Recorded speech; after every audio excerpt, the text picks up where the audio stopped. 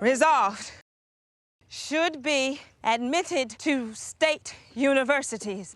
My partner and I will prove that blocking admission to a state university is not only wrong, it is absurd. Force upon the South what they are not ready for would result in nothing but more racial hate.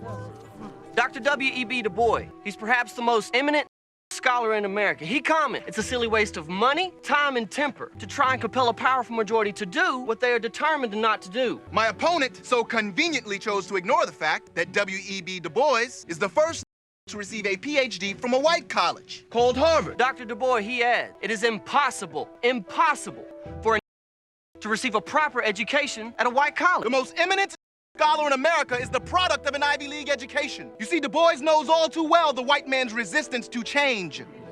But that's no reason to keep a black man out of any college. If someone didn't force upon the South something it wasn't ready for, I'd still be in chains and Miss Book here be running for Moa Massa.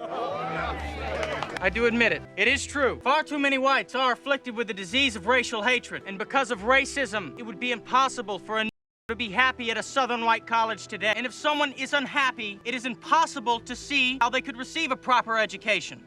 Yes, a time will come when and whites will walk on the same campus and we will share the same classroom. Sadly, that day is not today. As long as schools are segregated, we'll receive an education that is both separate and unequal. By Oklahoma's own reckoning, the state is currently spending 5 times more for the education of a white child than it is spending to educate a colored child. That means better textbooks for that child than for that child. Oh, I say that's a shame, but my opponent says today is not the day. Well, would you kindly tell me when is that day gonna come? In 100 years? Never? No, the time for justice, the time for freedom, and the time for equality is always